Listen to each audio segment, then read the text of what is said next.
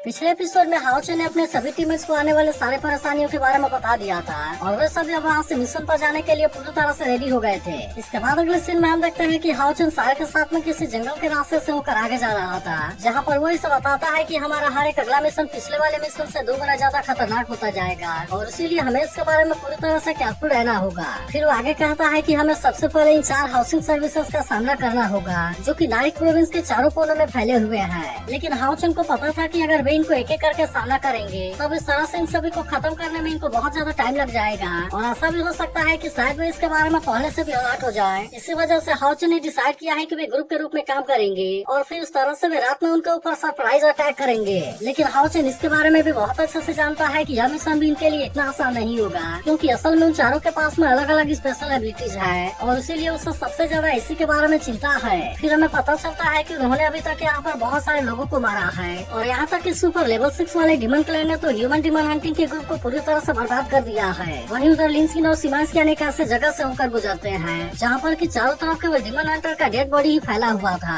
फिर हमें पता चलता है कि इनके ही जैसे एक डिमन हंटिंग ग्रुप यहाँ पर मिशन के लिए आया था, लेकिन असल में यहाँ के डिमन के पास में गायब होने की एबिलिटी होती है, जिसकी वजह से वो अपने आप को यहाँ पर बहुत ही आसानी से छुपा लेते हैं और इसीलिए इनमें से किसी को भी इनके बारे में कुछ पता नहीं चलता। तभी इसी बीच हम देखते हैं कि उन डिमन ने इनके ऊपर अटैक करना स्टार्ट कर दिया था, लेकिन असल में वे इनके गायब होने की एबिलिटी वाले पावर की वजह से कुछ नहीं कर पाते और हम देखते हैं कि उन्होंने इनके साथ वाले लेडी को बहुत ही आसानी से कैद कर लिया था। इसके बाद हम देखते हैं कि उन्होंने बाकी लोगों के ऊपर भी बड़े खतरनाक तरीके से अटैक करना स्टार्ट कर दिया था, जिसकी वजह से वे इनके अटैक के सामने कुछ भी नहीं कर पाते और हम देखते हैं कि वे इन सभी को यहाँ पर बहुत ही बुरे तरीके से इंजर्ड कर देते हैं। लेकिन अभी भी हम देखते हैं कि वे डिमन इन डिमन हंटर को इतने आसानी से नहीं मारते और वे सभी इनको मारने से पहले इनको बहुत ही बुरे तरीके से टॉर्चर करना स्टार्ट कर देते हैं। तभी इसी बीच हम देखते हैं कि वे इनमें से एक डिमन हंटर को हवा में लटका देते हैं और फिर वो इनके तलवार से अटैक करके उसे बहुत ही बुरे तरीके से मार देते हैं। इसके बाद अगले सीन में हमें स्टील आर्मर डिमन के बारे में पता चलता है, जो कि साइज में बहुत ही ज्यादा बड़ा था और इसीलिए उसके पास में बहुत ही ज्यादा पावर भी थी, जिसकी वजह से कोई भी उसके सामने ज्यादा कुछ नहीं कर पाता, जबकि वो अपने पावर और ताकत का यूज करके इनको बहुत ही आसानी से मार देता है। और यही वजह है कि आज तक जो कोई भी यहाँ पर आया है वो इसके हाथों से बच कर नहीं जा पाया है। तभी इसी बीच हम देखते हैं कि हानियो सेंका 12 के साथ में यहाँ पर आ गया था और वो यहाँ के हालत को देखकर कहने लगता है कि स्टील आर्मर डिमन यहीं कहीं पर होगा। लेकिन हम देखते हैं कि सेंका 12 को इसके बारे में कोई ज्यादा चिंता नहीं होती और वो कहता है कि उसके लिए तो मैं ही काफी हूँ। तभी अचानक से हम देखते हैं कि स्टील आर्मर डिमन इनके सामने आ गया था और अब वो इनके साथ में भी फाइट करने के लिए रेडी हो जाता है। इसके बाद अगले सीन में हमें स्पोर्ट डिमन के बारे में पता चलता है, जो कि असल में एक तरह से पैरासाइट है, इसीलिए उसके पास में पैरासाइट और बॉन्डेज वाली बहुत ही खतरनाक पावर है और जब कभी भी वो अपने इस एबिलिटी का यूज करके अटैक कर देता है तब उस समय इसके सामने कोई भी ज्यादा कुछ नहीं कर पाता, क्योंकि इसके छोटे छोटे स्पोर मांस और स्पिरिचुअल पावर को सोखने लगते हैं, इसीलिए उनसे डील कर पाना इतना आसान नहीं है और इसीलिए जो कोई भी इनके पावर में फंसता है वो बहुत ही बुरे तरीके से मारा जाता है। तब इसी भी हम देखते हैं कि सेंटेड 11 वेंगजॉन और चिन के साथ में यहाँ पर आ गया था, जहाँ पर की स्पोर्टी वन अब इनके ऊपर भी अटैक करने के लिए रेडी हो गया होता है। इसके बाद अगले सीन में हमें डेवरर के बारे में पता चलता है, जिसके रेस के बारे में अभी तक कोई भी कुछ नहीं जानता और उसके पास में लैंड को मैनिपुलेट करने की एबिलिटी है, इसीलिए वो वहाँ से गुजरने वाले लोगों को बहुत ही आसानी से मार देता है। फिर हमें पता चलता है कि चारों डिमन में डेवरर एक ऐसा डिमन है जिसका अपीयरेंस और रेस के बारे में अभी तक कोई भी कुछ नहीं जानता, क्योंकि वो असल में कभी भी किसी के सामने जल्दी से नहीं आता और इसीलिए हाउचो से कहता है कि सबसे पहले हमें उसके लोकेशन के बारे में पता लगाने की जरूरत है। तभी इसी बीच हम देखते हैं कि लिंसिन और सिबास्टियन असल में इसी के जगह पर आ गए थे और तभी अचानक से उनके पीछे से कोई आने लगता है। वहीं उधर हानी और सेंका 12 स्टील आर्मर डिमन के साथ में फाइट करने के लिए रेडी हो गए थे, लेकिन हाउचो ने सबसे पहले बता दिया था कि डिमन टेरिटरी में बहुत ही ज्यादा खतरा है और इसीलिए हमें उनके साथ में जल्दी से फाइट करना होगा। इसके अलावा उसने यह भी कहा था कि अगर भी कभी किसी खतरे में आ जाते हैं तब उस कंडीशन में वो सोल चेन का यूज करके हेल्प के लिए बुला सकते हैं और फिर मिशन का कंप्लीट होते ही वे जल्दी से सेंटर की तरफ चले जाएंगे। वहीं उधर हाउचो और सारे पेड़ के ऊपर छुपे होते हैं, जहाँ पर कि 2 डिमन इनको खोजने के लिए कोशिश कर रहे थे। तभी अचानक से हम देखते हैं कि हाउचो अपने पावर का यूज करके इनके ऊपर अटैक करने की कोशिश करता है, लेकिन इसे देखकर वे भी इसका सामना करने के लिए पूरी तरह से रेडी हो गए थे और वे जल्दी से वहाँ से गायब होकर खुद को इसके अटैक से बचा लेते हैं। इसके अलावा हम देखते हैं कि वे भी इसके ऊपर अटैक करने के लिए कोशिश करने लगे थे और कहने लगते हैं कि यहाँ पर तो फिर से एक और इंसान आ गया।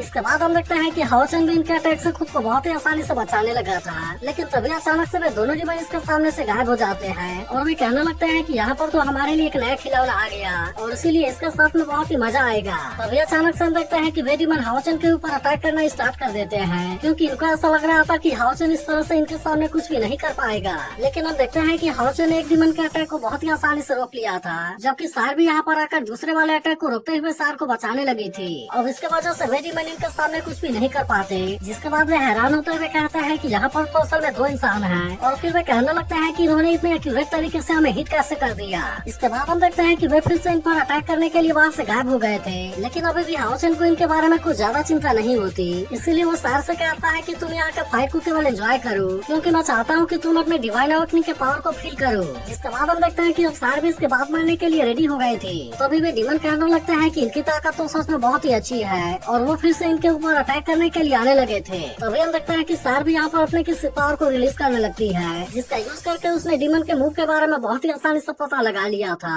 और फिर वो तुरंत ही उनके ऊपर अटैक करके उनको इंजर्ड करने लगती है। तब इसके वजह से वे डीमन भी पूरी तरह हैरान हो गए होते हैं और कहने लगते हैं कि तुमने हमारे बारे में इतना आसानी से पता कैसे लगा लिया। जिस पर सार कहती है कि तुम्हारे छुपने वाली एबिलिटी सच में बहुत ही गंदी है। तभी हम देखते हैं कि दूसरा वाला डीमन भी इसके ऊपर अटैक करने की कोशिश करता है, लेकिन सार ने इसके भी अटैक को बहुत ही आसानी से रोक लिया था, और इसीलिए वो इसका भी कुछ नहीं कर पाता। मगर तभी फिर से वो सार के ऊपर अटैक करने के लिए कोशिश करने लगा था, जिसे देखते ही सार अचानक से उसके सामने से पूरी तरह गायब हो जाती है। तब इसे देख वो डीमन हैरान होते हुए कहता है कि उसकी बैत तो यहाँ से पूरी तरह गायब हो गई, लेकिन ऐसा कैसा हो सकता है कि इंसान के पास में छुपने की इतनी अच्छी एबिलिटी है। मगर तभी हम देखते हैं कि सार ने इसके ऊपर भी लगातार अटैक करना स्टार्ट कर दिया था, जिसकी वजह से वह खुद को बचाने के लिए कुछ भी नहीं कर पाता, और सार इस तरह से उसे भी इंजर्ड करके दूर कर देती है। तभी हाउसेन इसके पास आकर पूछता है कि क्या हुआ, जिस पर सार कहती है कि वे दोनों तो असल में बहुत ही कमजोर हैं। लेकिन तभी वे दोनों डीमन कहने लगता है कि तुम हमें कभी भी नहीं हरा पाओगे, और फिर वे तुरंत ही अपने पावर का यूज करके खुद को हील कर लेते हैं,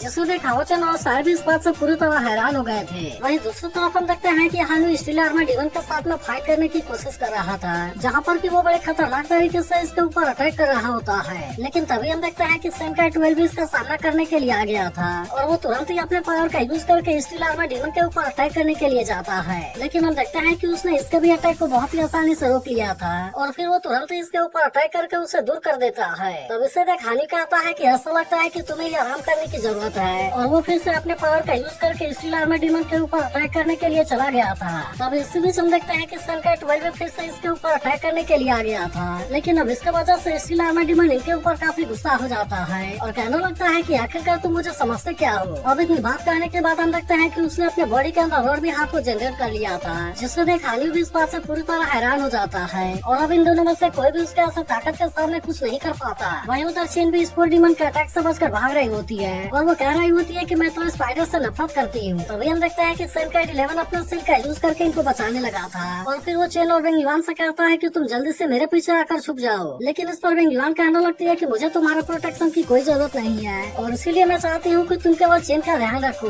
तभी हम देखते हैं कि एक स्पून इसका हाथ के ऊपर आकर चिपक जाता है, जिसे देखते ही वेंग युआन इस बात से काफी परेशान हो गए थे, और फिर वो इसे अपने बॉडी से अलग करने की कोशिश करने लगती है। लेकिन असल में अब उसे वहाँ से निकाल पाना इतना आसान नहीं होता, और इसीलिए यहाँ देखते ही सेंकाई 11 तुरंत अपने आइस पावर का यूज करके उसे फ्रीज कर देता है। जिसके बाद हम देखते हैं कि वेंग युआन भी इसके लिए उसे थैंक्स कहती है। लेकिन तभी स्पोर्ट डीमन कहने लगता है कि इसका कोई भी फायदा नहीं है, क्योंकि भले ही तुम्हारा आइस पावर मेरे स्पोर्ट को फ्रीज कर देगा, लेकिन ऐसा करके तुम केवल इसके स्पीड को स्लो कर सकते हो, जबकि वो अभी भी लगातार स्पिरिचुअल पावर को एब्जॉर्ब करता रहेगा। तब इसके बारे में जानकर वेंग युआन भी इस बात से काफी परेशान हो जाती है, क्योंकि वो इस पर अभी भी इसके बॉडी से स्पिरिचुअल पावर को एब्जॉर्ब कर रहा था, और इसीलिए अगर ऐसा ही चलता रहा तो वो बहुत ही जल्द इसके बॉडी से सारे स्पिरिचुअल पावर को एब्जॉर्ब कर लेगा। वहीं उधर लिनसिन और सिमासियन डेवरर वाले एरिया में आए थे, जहाँ पर कि वो इसे चारों तरफ खोजने की कोशिश कर रहे होते हैं, और कहने लगते हैं कि आखिरकार वो कहाँ पर है। तभी इसी बीच हम देखते हैं कि डेवरर वहाँ पर असल में चट्टान के ऊपर छुपा हुआ था, जिसके ऊपर इन दोनों का ध्यान बिल्कुल भी नहीं जा रहा था। तभी हम देखते हैं कि सिमासियन एक चट्टान के ऊपर अटैक करना स्टार्ट कर देता है, जिससे देख लिनसिन उससे पूछता है कि ये तुम क्या कर रहे हो। तब इस पर सिमासियन कहता है कि मैं उसके टेरिटरी को पूरी तरह से बर्बाद कर दूंगा, और वो असल में इस समय इसी के ऊपर अटैक कर रहा था। तभी हम देखते हैं कि सिमासियन गुस्से में अपने लाइट हैमर का भी यूज करने के लिए रेडी हो गया था, और वो तुरंत ही इसका यूज करके यहाँ के चट्टान के ऊपर अटैक करना स्टार्ट कर देता है। लेकिन अभी भी हम देखते हैं कि वे यहाँ पर छुपे हुए डेवरर के बारे में पता नहीं लगा पाए थे, जिसके बाद लिनसिन अपने पावर का यूज करके उसे अटैक करने से रोक देता है, और फिर वो सिमासियन से कहने लगता है कि तुम इस तरह से बिना मतलब के चट्टान के ऊपर अटैक क्यों कर रहे हो, और क्या तुम्हें लगता है कि वही डेवरर है। लेकिन अब इस पर सिमासियन उससे ज्यादा कुछ नहीं बोल पाता, जिसके बाद लिनसिन कहता है कि अगर डेवरर यहाँ पर छुपा हुआ होता तो वो अब तक तुम्हारे अटैक की वजह से यहाँ के जमीन के अंदर घुस गया होता। तभी हम देखते हैं कि डेवरर इन दोनों के बिल्कुल पीछे ही होता है, और वो इनके सारे बातों को सुन रहा था। तब इस पर सिमासियन कहने लगता है कि हमारा यह तरीका भी काम नहीं कर रहा, और इसीलिए अब हमें यहाँ पर क्या करना चाहिए। इसके बाद हम देखता है कि वो परेशान होते हुए डेवलर के ऊपर ही जाकर बैठ गया था, लेकिन तभी लिंसिन इसके आंखों को नोटिस कर लेता है और फिर वो समझ आता है कि ये तो असल में डेवलर ही है। जिसके बाद हम देखता है कि वे दोनों जल्दीबाजी में डरकर वहाँ से भागने लगे थे, लेकिन तभी लिंसिन कहता है कि हम इस तरह से यहाँ से क्यों भाग रहे हैं, क्योंकि हम तो असल में इसी को ही खोजने के लिए आए थे। जिसके बाद हम देखते हैं कि सेबास्टियन तुरंत ही अपने लाइट हैमर का यूज करके इसके ऊपर अटैक करने लगा था, लेकिन असल में वह डेवलर भी बहुत ज्यादा पावरफुल होता है और इसीलिए सेबास्टियन के अटैक का इसके ऊपर कोई भी असर नहीं हो रहा था। तो क्या आपको लगता है कि लिंसिन और सेबास्टियन इस डेवलर को हरा पाएंगे? तुरंत अपने लाइट हैमर का यूज करके उसके ऊपर अटैक करने लगा था। इसके बाद अगले सीन में हम देखते हैं कि सारा भी दोनों डीमन के साथ में फाइट कर रही थी, जहाँ पर इस वक्त तो अकेले इन दोनों को बहुत ही शानदार तरीके से टक्कर दे रही होती है, लेकिन असल में वे डीमन भी इतने आसानी से इसके सामने हार मानने वाले नहीं होते और वे अभी भी इसके ऊपर लगातार अटैक करने की कोशिश कर रहे थे। तब इसे देख सायरन के साथ में और भी ज्यादा केयरफुल होकर फाइट करने लगी थी, जिसकी वजह से वे दोनों एक साथ में मिलकर भी सायर का कुछ नहीं कर पा रहे थे। तभी हाउचन सायर से पूछता है कि क्या तुमने किसी चीज को नोटिस किया? जिसके बाद सायर कहती है कि जब वे अपने आप को हील करते हैं तब उनकी बॉडी उस समय शाइनिंग करती है। तभी हम देखते हैं कि इनमें से एक डीमन सायर के ऊपर और भी ज्यादा गुस्सा हो गया था, इसीलिए वो इसके ऊपर अटैक करने के लिए अपने और भी ज्यादा पावर को यूज करने लगता है और कहने लगता है कि अब तुम हमारे ब्रदर के स्किल के कॉम्बिनेशन के सामने कुछ भी नहीं कर पाओगी। और अब इतनी बात कहने के तुरंत बाद ही वो अपने पावर का यूज करके अटैक करने की कोशिश करता है, लेकिन तभी हम देखता है कि हाउचन ने अपने स्किल का यूज करके इसके अटैक को बहुत ही आसानी से रोक लिया था और इसीलिए वो डीमन अभी भी अपने अटैक से सायर का कुछ नहीं कर पाता। मगर तभी हम देखता है कि वे दोनों डीमन एक साथ में कंबाइन हो गए थे और वे इस तरह से हाउचन और सायर के चारों तरफ बड़े स्पीड से घूमने लगते हैं। तब इसे देख हाउचन भी इस बात से काफी हैरान हो गया था और अब इसीलिए उसे समझ में नहीं आता कि वो इनके सामने क्या करे। तभी हम देखते हैं कि वे दोनों कंबाइन होकर ये अटैक करने के लिए आने लगते हैं, जिससे देख हाउचन भी अपने स्किल का यूज करके इनके अटैक को रोकने के लिए रेडी हो गया था। लेकिन तभी हम देखते हैं कि इनमें से पावरफुल वाला डीमन अलग होकर सायर के ऊपर अटैक करने के लिए चला गया था और अब इस तरह से उसे ऐसा लग रहा था कि वो सायर को बहुत ही आसानी से मार देगा। मगर तभी हम देखते हैं कि सायर और हाउचन भी तुरंत अपने पोजीशन को चेंज कर लेते हैं, जिसके बाद सायर ने तुरंत ही अटैक करके इनमें से एक डीमन को मार दिया था, जबकि उधर हाउचन अपने स्किल का यूज करके दूसरे वाले डीमन के अटैक को बहुत ही आसानी से रोक लेता है। लेकिन हम देखते हैं कि इस बात से वह डीमन पूरी तरह से हैरान हो गया था और वो हाउचन से कहता है कि ऐसा कैसा हो सकता है। तब इस पर हाउचन उससे कहता है कि तुम हमारे अंडरस्टैंडिंग के सामने कुछ भी नहीं कर पाओगे। और इतनी बात कहने के बाद हम देखते हैं कि वो अपने पावर का यूज करके इसके ऊपर अटैक करने की कोशिश करता है, लेकिन इसे देख उस डीमन ने भी किसी तरह से इसके अटैक से खुद को बचा लिया था। वहीं उधर सायर भी अपने पावर का यूज करके दूसरे वाले डीमन के ऊपर अटैक करने लगी थी, जिसके वजह से वह डीमन इसके अटैक से बचने के लिए कुछ नहीं कर पा रहा था। तब इसे देखते ही पहला वाला डीमन दूसरे वाले डीमन की मदद करने के लिए जाने लगता है, लेकिन हम देखते हैं कि हाउचन उसे इतने आसानी से इसमें कामयाब नहीं होने देने वाला था और इसीलिए वो तुरंत ही अपना स्किल का यूज करके इसके ऊपर अटैक करने की कोशिश करता है, जिससे देख उस डीमन ने भी किसी तरह से इसके अटैक से खुद को बचा लिया था। इसके बाद हम देखते हैं कि हाउचन सायर की तरफ जाने लगा था, जिससे देखो डीमन कहने लगता है कि तुम्हें अपने एनर्जी को बर्बाद करने की जरूरत नहीं है, क्योंकि तुम हमें हराने के लिए कुछ भी नहीं कर पाओगे। लेकिन तभी हम देखते हैं कि सायर अपने डायरेक्शन को चेंज करके इसके ऊपर अटैक करने के लिए आ जाती है, जबकि उधर हाउचन जख्मी हो चुके डीमन के ऊपर अटैक करने के लिए चला गया था, जहाँ पर हम देखते हैं कि उसने अपने होली स्पिरिचुअल फर्नेस के अट्रैक्शन का यूज करके उसे बहुत ही आसानी से कैद कर लिया था और फिर वो तुरंत ही अपना स्किल का यूज करके उसे बहुत ही आसानी से मार भी देता है। जबकि वहीं सायर ने भी उसी टाइम पर दूसरे वाले डीमन के ऊपर भी अटैक कर दिया था और अब इस तरह से वे इन दोनों डीमन को मारने में कामयाब हो जाते हैं। तब इससे देख सायर कहने लगती है कि इन दोनों को एक ही टाइम पर मारना बहुत ही जरूरी था, क्योंकि इस तरह से इनको हील होने के लिए टाइम नहीं मिल पाता। वहीं उधर चेन स्पोर डीमन के अटैक में फंस गई थी और कह रही होती है कि मुझे तो इन स्पोर से बहुत ही नफरत है। तभी हम देखते हैं कि सेंकाइड 11 अपने पावर का यूज करके इसके बॉडी पर गए हुए स्पोर को फ्रीज कर देता है और उसी के साथ वो स्पोर के अटैक को भी रोक रहा था। तभी स्पोर डीमन उससे कहने लगता है कि तुम यहाँ पर मेरे सामने कुछ भी नहीं कर पाओगे, इसलिए मैं तुम्हें एडवाइस देता हूँ कि तुम मेरे सामने सरेंडर कर दो और उस तरह से तुम मेरे स्पोर का भोजन भरने के लिए रेडी हो जाओ। अब इतनी बात कहने के बाद हम देखते हैं कि वो फिर से अपने स्पोर का यूज करके अटैक करने की कोशिश करता है, लेकिन वही सेंकाइड 11 भी इतने आसानी से इसके सामने हार मानने वाला नहीं होता और वो फिर से अपने आइस पावर का यूज करके इसके स्पोर के अटैक को रोकने लगता है। इसी के साथ वो चेन और बेंगयुआन से कहता है कि तुम्हें अपने स्पिरिचुअल पावर को यूज करने की बिल्कुल भी जरूरत नहीं है और मैं चाहता हूँ कि तुम इसकी सारी जिम्मेदारी मेरे ऊपर छोड़ दो। मगर तभी हम देखते हैं कि चेन भी स्पोर डीमन के ऊपर गुस्सा हो गई थी और वो यहाँ पर उसका सामना करने के लिए अपने लिविंग गेट को एक्टिवेट करने लगती है। वहीं अब उधर बेंगयुआन भी अपने पावर का यूज करने के लिए रेडी हो गई थी और वो तुरंत ही अपने जाइंट सील का यूज करके स्पोर डीमन के ऊपर अटैक करने के लिए चली जाती है। तभी चेन स्पोर डीमन से कहने लगती है कि तुम तो सच में बहुत ही डिस्गस्टिंग हो, नहीं तो अब तक तुम यहाँ पर नहीं बचे होते। तब इसके ऐसी बात सुनकर सेंकाइड 11 भी काफी इम्प्रेस हो गया था और वो कहने लगता है कि ये दोनों लड़कियां तो सच में बहुत ही इंटरेस्टिंग है। इसके बाद हम देखते हैं कि वह भी तुरंत अपने पावरफुल आइस पावर का यूज करके अटैक कर देता है, जिसकी वजह से स्पोर डीमन अब इसके सामने कुछ भी नहीं कर पाता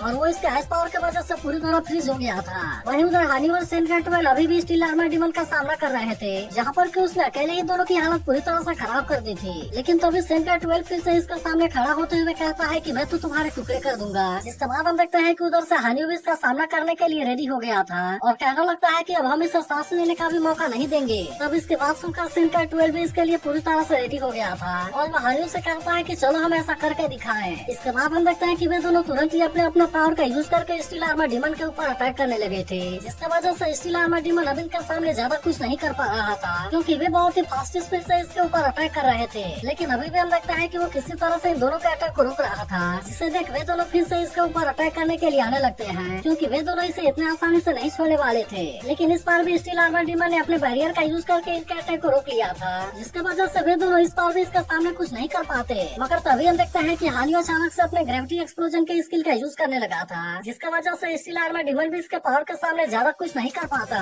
तब इसी मौके का फायदा उठाकर सेंका 12 भी अपने क्रेजी सुरा स्लैश को एक्टिवेट कर लेता है और अब उसने तुरंत इसके पावर का यूज करके स्टील आर्मर डिमन के ऊपर अटैक कर दिया था, जिसके बाद वो यहाँ पर इन दोनों के पावर के सामने कुछ भी नहीं कर पाता और इस तरह से वे दोनों स्टील आर्मर डिमन को मारने में कामयाब हो गए थे। अभी हम देखते हैं कि हानियो सेंका 12 के ऐसे पावर से इम्प्रेस हो गया था, इसीलिए वो उससे कहना लगता है कि मैंने जितना सोचा था तुम तो उससे भी अच्छे हो और मैं उम्मीद करता हूँ कि तुम आने वाले समय में और भी ज्यादा पावरफुल बनोगे। तब इस पर सेंका 12 उससे कहता है कि भले तुम मास्टर के स्लेव हो, लेकिन तुम भी मुझसे कम नहीं हो। वहीं उधर डेवरन ने सिमासियानो और लिनसिन को काफी परेशान करा दिया था, क्योंकि जब कभी भी सिमासियानो अपने लाइट हैमर का यूज करके उसके ऊपर अटैक करने के लिए जा रहा था, तो वो एक चट्टान से दूसरे चट्टान के अंदर चला जा रहा था। और इसी वजह से हम देखते हैं कि सिमासियानो इसके ऊपर बहुत ज्यादा गुस्सा हो गया होता है और इसीलिए वो अभी भी लगातार इसके ऊपर अटैक करने की कोशिश कर रहा था। अभी लिनसिन सिमासियानो से कहना लगता है कि तुम्हें अपने पावर को फिर से रिकवर करने की जरूरत है, जिसकी वजह से मैंने चुपके से अटैक करने का डिसाइड किया था, मगर अब तो ऐसा लगता है कि हमने अपने चांस को खो दिया और इसीलिए मैं अब उससे फेस टू फेस फाइट नहीं कर पाऊंगा।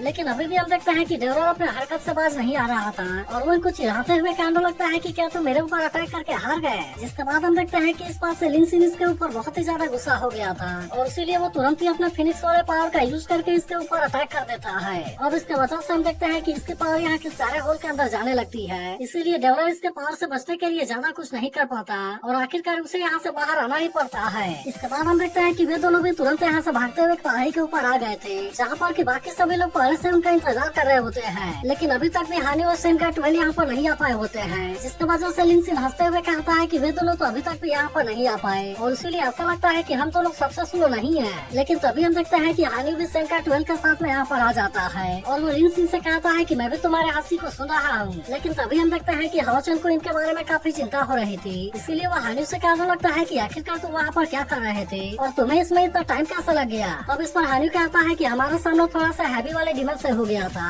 लेकिन आखिर में मैंने इस मैजिक क्रिस्टल को पा लिया। लेकिन यहाँ देखते लिनसिन नाराज होते हुए कहता है कि तुम्हें तो इसके बारे में कुछ भी नहीं पता और क्या सच में तुम नहीं जानते कि यह कितना ज्यादा एक्सपेंसिव है। और फिर वो इसे अपने दिल से लगाते हुए कहता है कि इसे देख मुझे काफी दर्द हो रहा है। लेकिन हम देखते हैं कि वे सभी अब इसके ऊपर ज्यादा ध्यान नहीं देते और हानि हाओचन से पूछता है कि अब हमारा अगला मिशन क्या है। तब इस पर हाओचन उससे कहता है कि हमने तो नारी प्रोविंस के मिशन को कंप्लीट कर लिया और अब इसीलिए हम अपने अगले मिशन के लिए जैकोस में जाने वाले हैं। इसके बाद वो इनसे कहता है कि वहाँ पर हमें लेवल 6 वाले 100 याक्स को हंट करना होगा। इसके अलावा वहाँ से बहुत सारे डिमन हंटिंग ग्रुप होकर गुजरे हैं और इसीलिए वहाँ से हमें स्लेइंग डिमन हंटर्स के बारे में कुछ इन्फॉर्मेशन मिली है। इसीलिए वो इनसे कहता है कि अब तुम आने वाले समय में खुद को बैटल के लिए पूरी तरह से रेडी कर लो। इसके बाद अगले सीन में हम देखते हैं कि स्लेइंग डिमन हंटर्स बहुत ही खतरनाक तरीके से अटैक कर रहे थे, इसीलिए इनके अटैक से बचने के लिए कोई भी ज्यादा कुछ नहीं कर पा रहा था और वे सभी इनके हाथों बहुत ही आसानी से मारे जा रहे थे। और कुछ ही देर में हम देखते हैं कि उन्होंने यहाँ पर आए हुए डिमन हंटिंग ग्रुप के सारे लोगों को मार दिया था। लेकिन तभी इनका लीडर कहने लगता है कि इस बार इसमें उतना मजा नहीं आया, क्योंकि इस बार वाला डिमन हंटिंग ग्रुप तो सच में बहुत ही कमजोर था।